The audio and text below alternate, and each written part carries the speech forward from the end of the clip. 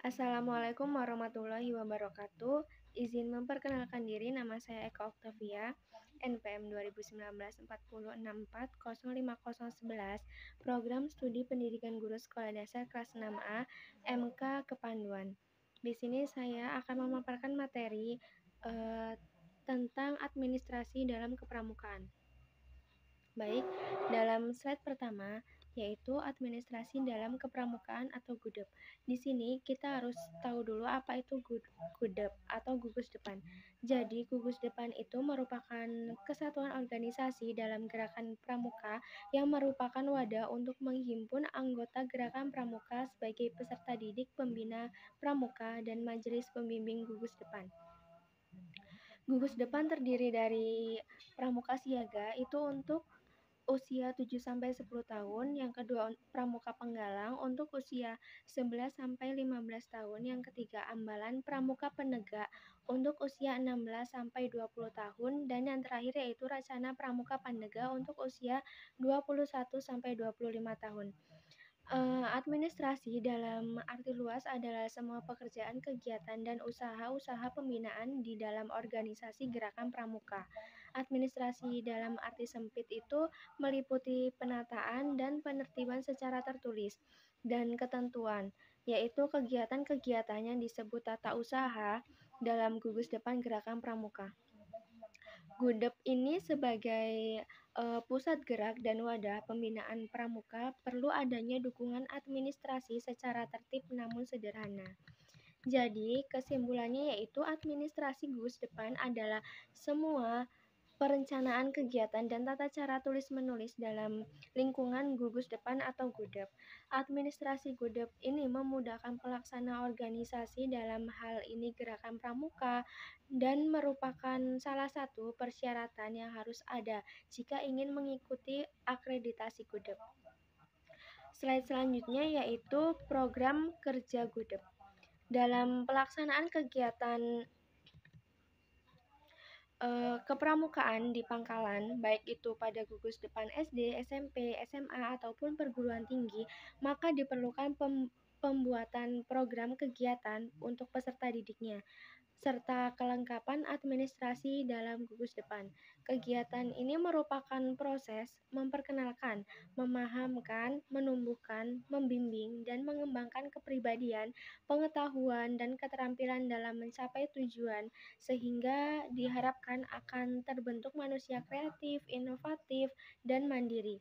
Program kerja disusun dan ditetapkan sebagai pedoman dalam menentukan arah dan kebijakan pelaksanaan kegiatan dan latihan bagi pembina dan anggota gerakan pramuka di GUDEP. Nah, program kerja ini ada program kerja tahunan dan program kerja mingguan. Yang pertama yaitu program kerja tahunan. Program kerja tahunan merupakan rencana kegiatan yang menjadi dasar pelaksanaan kegiatan selama 1 tahun. Prota ini dijabarkan menjadi 3 tahapan yang masing-masing berlaku selama 4 bulan.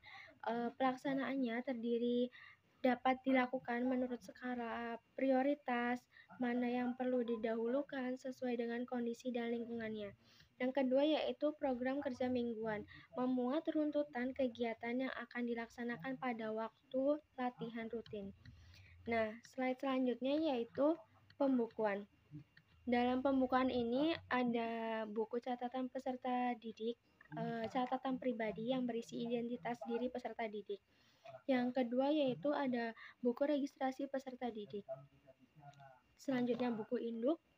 Yang keempat, buku perencanaan latihan mingguan, buku absen, buku kas keuangan, buku inventaris, buku agenda, surat masuk atau surat keluar, buku ekspedisi, buku log atau catatan peristiwa penting, dan yang terakhir yaitu ada buku tamu.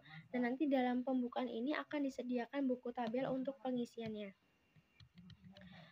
Slide selanjutnya yaitu surat menyurat keluar atau masuk. Surat itu apa sih? Nah, jadi surat itu merupakan suatu alat penyampaian berita secara tertulis yang berisi pemberitahuan, pernyataan, permintaan, dan lain-lain kepada pihak lain.